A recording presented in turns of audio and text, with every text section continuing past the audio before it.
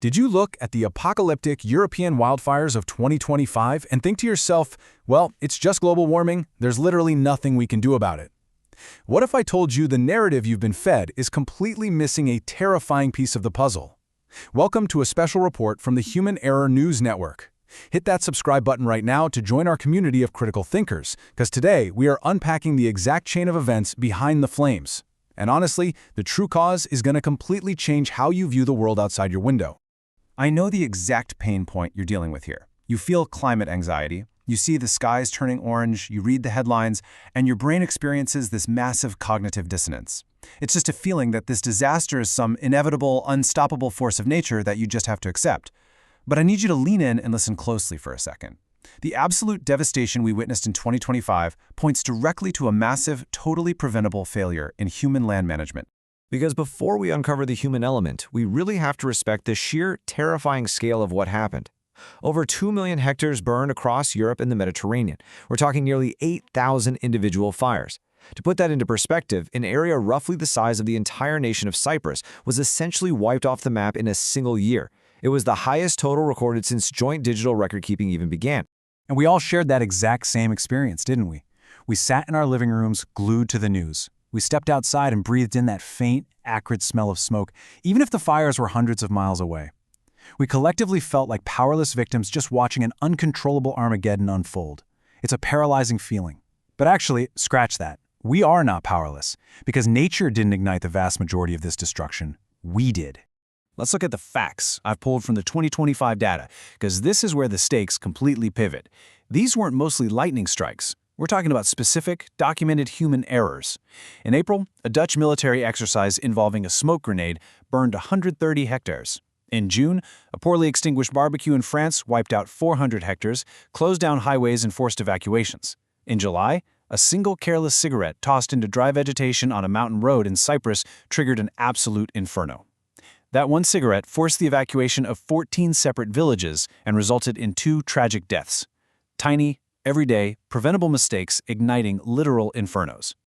Now what's crucial here is where these sparks actually landed.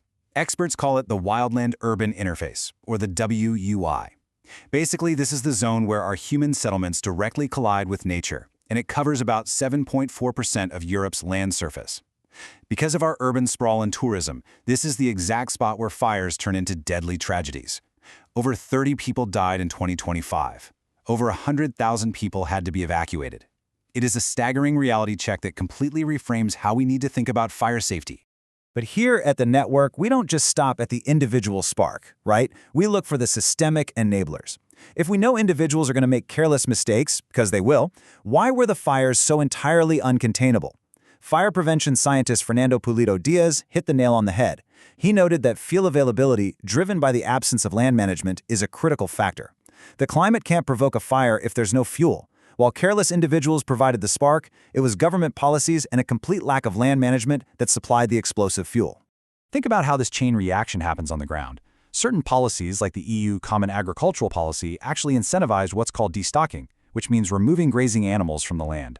You combine that with an aging farming population and rural depopulation, and you get way less active land management. The direct result of that? Massive, overgrown vegetation. It creates a ticking time bomb of a high fuel load just waiting for a French barbecue or a Cypriot cigarette to set the whole shebang off. Which brings us to a major systemic oversight. For decades, authorities have primarily relied on fire suppression. That just means waiting for a fire to break out and then frantically sending in the planes and trucks to fight it. It's purely reactive. But the science dictates an urgent shift to proactive fire management. This means dealing with the overgrown fuel loads before they ever have a chance to catch fire. We have literally been reacting to the symptom instead of treating the underlying cause. So, as a community dedicated to exposing and fixing human error, how do we actually tackle this? How do we detect, prevent, and correct this massive oversight together? Because if we just sit around waiting for the next heat wave, we are absolutely guaranteeing a repeat of 2025. Okay, let's dive into this because the solution is fascinating. The answer lies in nature-based solutions, or NBS. Instead of just pouring billions of dollars into more fire trucks and water bombers, we can utilize natural processes and structures to reduce the risk. We use nature to heal the human errors we've inflicted on the landscape. Here is a crazy fact for you. One of the most high-tech, effective fire prevention tools we have at our disposal is a cow or a sheep. By promoting high nature value farming and mixed livestock grazing, we can deploy animals to actively eat and clear out that dangerous, flammable scrub. Add in agroforestry, which is planting trees in combination with pasture, and we create natural green fire breaks right there in the landscape. We can literally consume the fuel load before it ever gets a chance to burn. So the crucial point is applying these proactive, nature-based solutions where our mismanagement is currently the deadliest. Just look at the top 3 countries hit by burnt area in 2025. You have Ukraine at nearly 600,000 hectares, Spain at nearly 400,000, and Portugal at almost 280,000. That is over 1 million hectares decimated between just these 3 nations. This is where the old policies failed the absolute hardest, and where a massive shift toward fire management is desperately needed right this second. Now, I want to give you a clear roadmap, because you are not a helpless spectator in this. First, use this knowledge to detect the errors around you. Look at the wildland-urban zones in your own area and recognize if they are dangerously overgrown. Second, use your voice to demand that your local authorities shift their budgets from reactive fire suppression to proactive fire management. And third, advocate heavily for nature-based solutions. Support local grazing initiatives and land management programs that actually keep those fuel loads down. You have been watching a special report from the Human Error News Network, where our mission is to understand the mistakes of yesterday so we can survive tomorrow.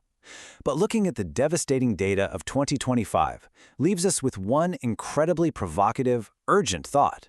Look closely at your own neighborhood, at the fields and forests bordering your town. What unchecked human errors are silently building explosive fuel in your own community right now, just waiting for a single spark?